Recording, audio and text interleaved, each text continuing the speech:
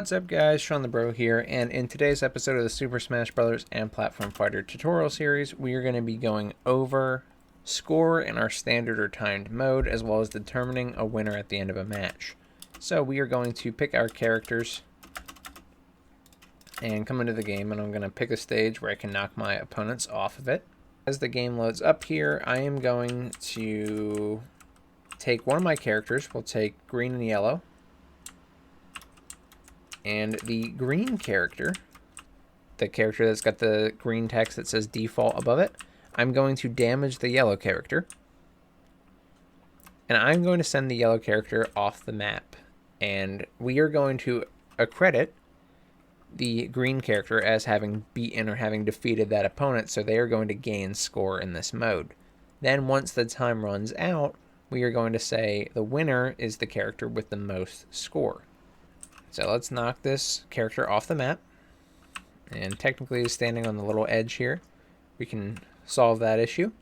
You know he's been defeated because his health went back to 0 and he just respawned from his platform. We dropped him and he can move around again.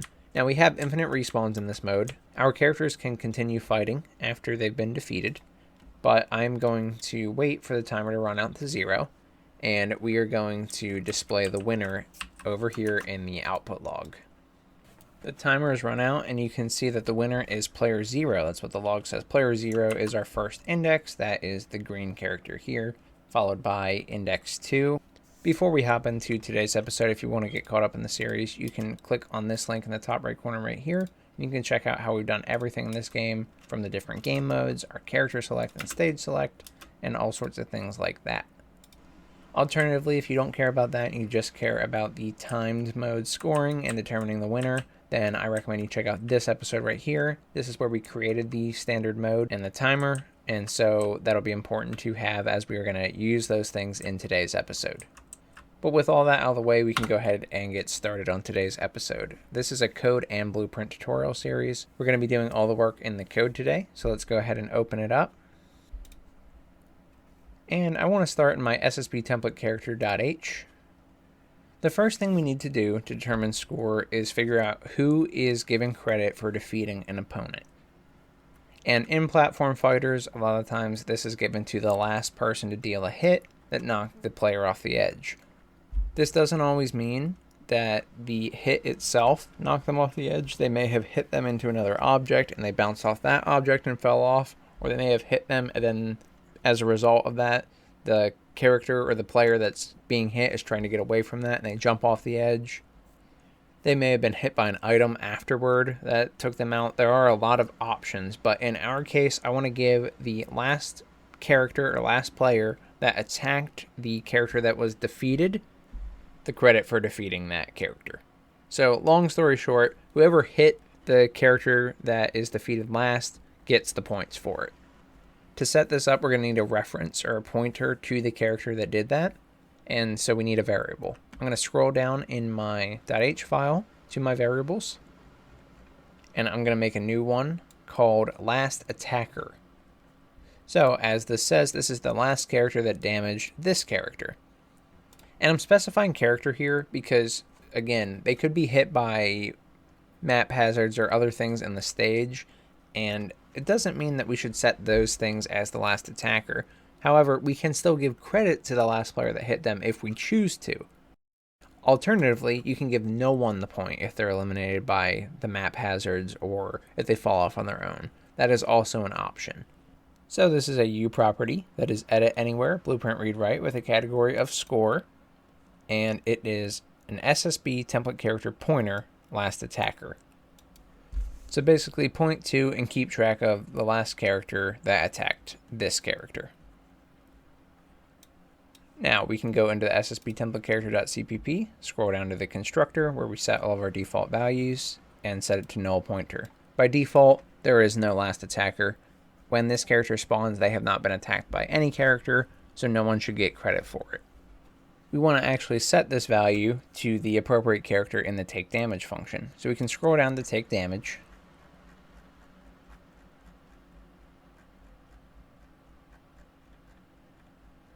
Right here.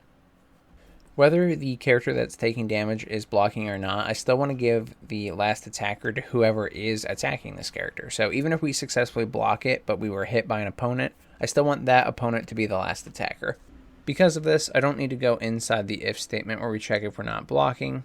I can incorporate both the if and the else statement into this behavior and still have the last attacker work. So what I've actually done is gone down to right above the final line where we return the damage that the character has after taking this hit, and I set the last attacker to be the instigator.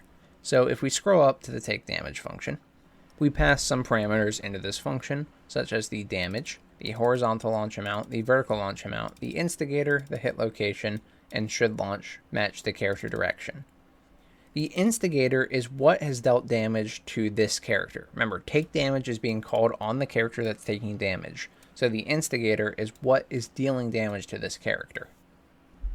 So if we scroll down to where I was mentioning earlier, this is the bottom of the take damage function. I can set the last attacker to be the instigator casted to the proper type, which is a SSB template character, because we only want to set last attacker to SSB template characters. So while you could just do last attacker equals instigator, they're not equal types by default. And if we try and do this, it is going to get upset about that because the types don't match. So we want to add this cast to make sure it is of the right type before setting it. So that's how we get this line here. This is good in theory, but we can actually improve this by checking to see if this cast can succeed, and if it can't, we don't want to try and set the last attacker. Cast a SSB template character instigator, and put this in brackets. And so only if this cast succeeds, we'll set last attacker to it. That works. Additionally, you could save out a local variable, say auto character instigator equals, and then we can use the character instigator here instead of this cast. So last attacker equals character instigator.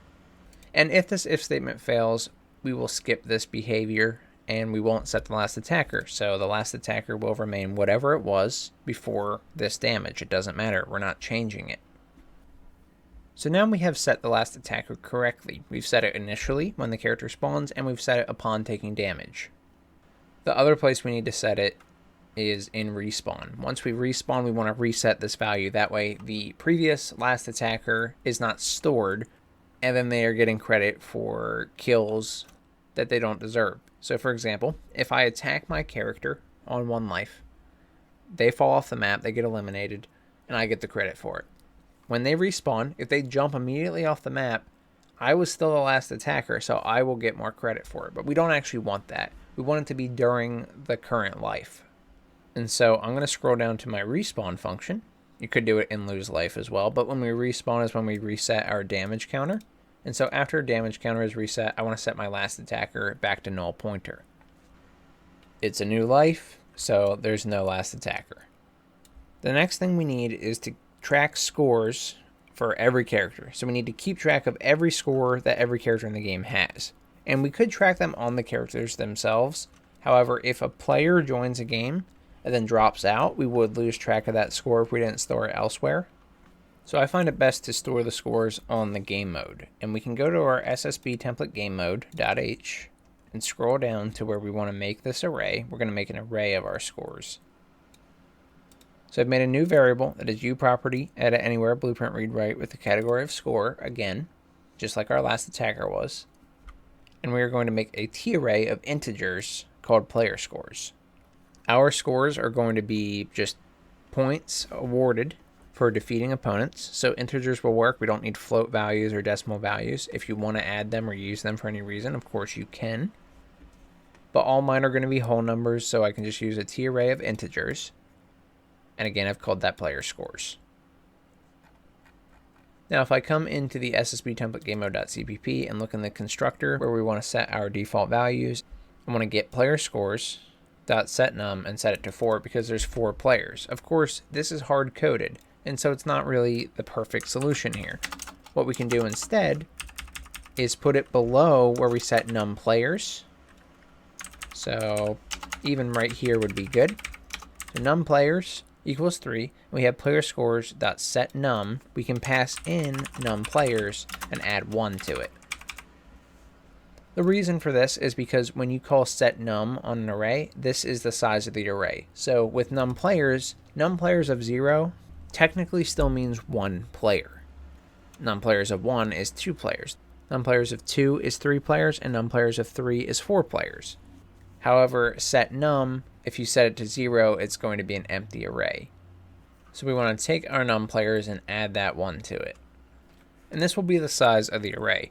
This is always going to be accurate unless num players changes, and it very well may. You can change it in the game mode blueprint. So if we do, we'll need to adjust that. However, we are going to have dynamic games in the series, and we will go over that. So you don't have to worry about it too much for now. Just set it to your default value. That way you know that all your players are covered. Now that our player scores array exists, we can update them when a character is defeated, and that happens in the SSB template character. So we're going to go back to here, and we're going to scroll up to the lose life function. Now, in stock modes, it is very simple. Once all the other stocks are depleted, the characters have been defeated. Whatever character still has stock is the winner. With timed mode, we have infinite stock, so we have to determine who is the winner when time runs out.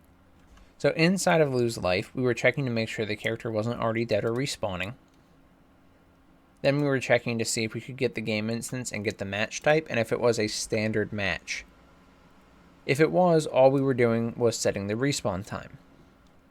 Note that everything in the else if match type equals stock is still the same, so I haven't changed it. We're only changing this behavior where we're checking to see if the match type is standard. Now, we need to get the game mode reference just like we did in the stock, and to do that, we can do an if statement, auto game mode ref equals cast to a SSB template game mode, and what we're casting is get world, get auth game mode. What's highlighted right here is to get the game mode from someone with authority, which means the server. We're going to get the game mode from the server, and we get the world because this is the level that is holding the game mode. Then we need to cast it to the ASSB template game mode. That way this whole thing can be of the game mode that we are currently using, and if this cast succeeds, we'll set it into this game mode ref variable.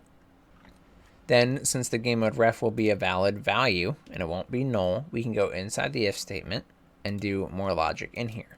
The next thing we do is check if there is a last attacker. If there's not a last attacker, we don't want to be incrementing anyone's score. Again, we could do something like self-destructs and take away score, but we're not doing that in today's episode, so we definitely don't want to be giving anyone score if there's no last attacker. So if last attacker, basically if this is an empty value, or if it's null, we will just skip this if statement and no one's score will be updated. But if it's true, if it's valid, what we're going to do is get our game mode ref variable.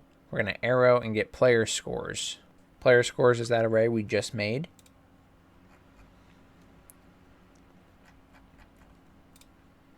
And now we need to grab the proper index. Each character in the game has something called a player number that we set up earlier in the series. The player number is their indicator. This is how we know what index this player is. So in this case, we're saying that this player number, say this is an index of 0, this character or this player is player 0. Player 0 is really player 1, but it's player index 0 in our players array or in player controller array, things like that. Player number of 1 is really player 2, just it's index 1. Player number of 2 is really player 3, index 2, and player number 3 is really player 4, index 3. So if we are to grab the last attacker's player number, this will match up with the array element in player scores that is mapped to that player's index. So the player scores is just an integer array. It doesn't have any data about any players. However, we set it up for 4 values. Index 0 of player scores is representing player 0's score. Index 1 representing player 1's score. Index 2 representing player 2's score. And index 3 representing player 3's score. Those are the 4 values. So if we grab the last attacker's player number, that will be the value that we want to update, as we know that is the attacker, or the index of the attacker, that has defeated this character, thus they should gain score. So player scores bracket like we're going into the array, and the element we're accessing is last attacker arrow player number. Then after the ending bracket, we can do plus plus to increment the actual value at this index in the array. We can do a quick example of this if we pull up Paint. And so now, if we had something along the lines of this. This is our player scores. PS. Player scores. 4 elements. They all start at 0.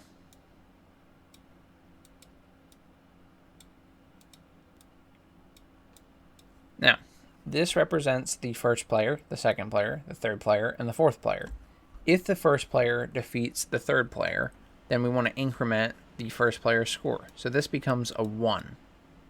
So it's 1, 0, 0, 0. Say the third player defeats the second player, then this becomes a 1. The first player also has a 1. So now PS equals 1, 0, 1, 0. Just like that. So we can keep track of all their scores in this basic array. Since the third player was the last attacker on the second player, if we grab last attacker's player number, that's how we know that the third player is the value we want to increment. And the third player is represented by index 2 in the player scores array. So that's really all this line is doing. It is tracking the correct score that we want to increment and incrementing it. Now, one quick thing, I was doing the if last attacker in here because we do need to make sure the last attacker is valid before doing this.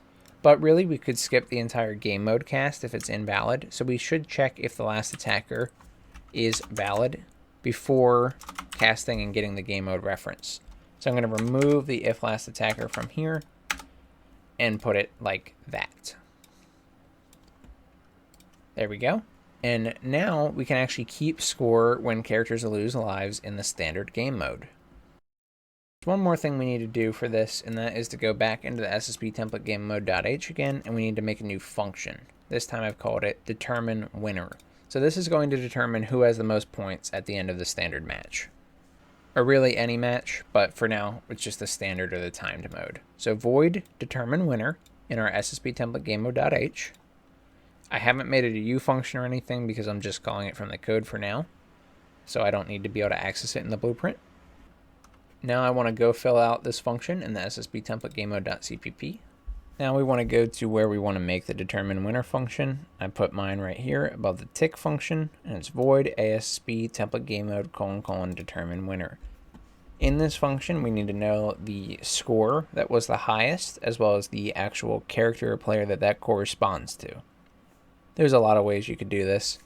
I've done it a very simple way of having 2 integers, a winner index, and a highest score. By default, I set my winner index to be index 0, which would be the main character, the main player. And I've set my highest score to be player scores 0, or basically the main character or main player's score. Then I have a standard for loop where I take integer I equals 1, because we're already working off of index 0. We don't need to check against index 0. And we make sure that we keep looping until I is less than playerscores.num, essentially go through every element of the player scores array, and then increment I at the end of each for loop iteration. Then we check to see if the highest score is less than player scores I. If it is, we have to update the highest score and set this as the new winner. So let's go ahead and open up Paint one more time. Let's say this is player scores, PS. And let's make up some arbitrary numbers. We'll say a score of 4, 1, 5, 0. Now, when we follow through this example, we're looping through every element of the player scores array, and we're starting at 4. So let's set our variables. So this is winner index, and we're going to say winner index is 0, because index 0 is this first element. Then highest score is set to the value at that element, which is 4. So HS is highest score. It is set to 4. Now if we go through the loop, the first index that we're starting at is index 1. So player scores at index 1 is a value of 1. So we check to see is highest score, I'll do it right here, 4 less than player scores at index 1, which is 1. It is not, that fails. And so we don't go into this if statement. Then we increment the I and go to the next index. So the next index would be 2. So is highest score less than player scores at index 2, 0, 1, 2. Index 2 is 5 here, so 4 less than 5. 4 is less than 5. So at that point, we go into this if statement, and we say highest score should now be set to player scores at this index. So highest scores is no longer 4, it becomes 5. So we'll just cross out this whole thing. Highest score equals 5. Winner index then equals the index that we're on. So winner index now equals 2.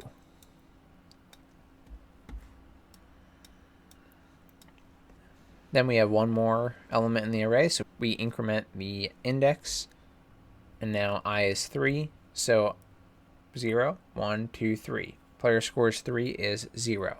So is the highest score, which is now 5, less than 0? And that's going to be a no, so we don't upgrade this. So now highest score is 5, and the winner is the player number of 2. So essentially, the third player in the game is the winner, and they won with a score of 5.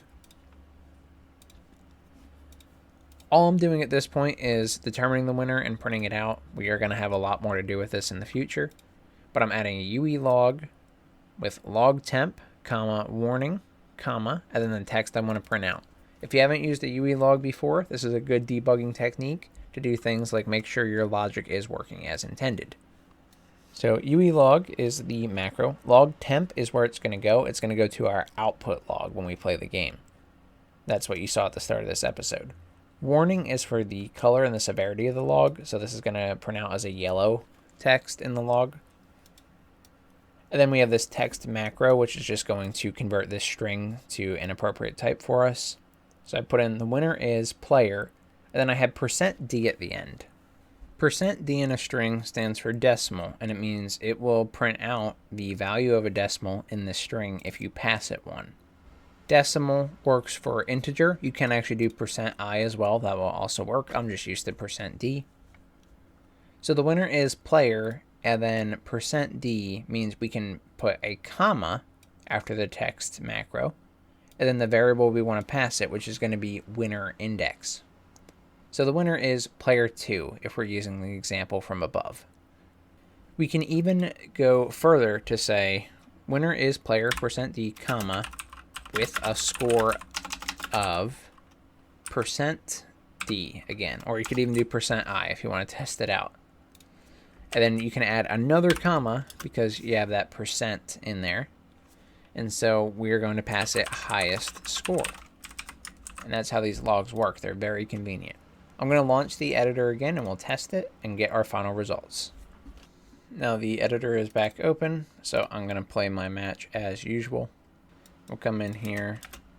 I will pick a few characters and I'll make the third character STB. We'll make our third character win. I'm not going to get the actual scores that I mentioned during the example, but I think this will help kind of solidify everything. So the third character is actually this character up top here. Now I have to remember their controls, but see this first character has damage by them, so if I jump off the map, that is score for that character. And I can go ahead and do it one more time.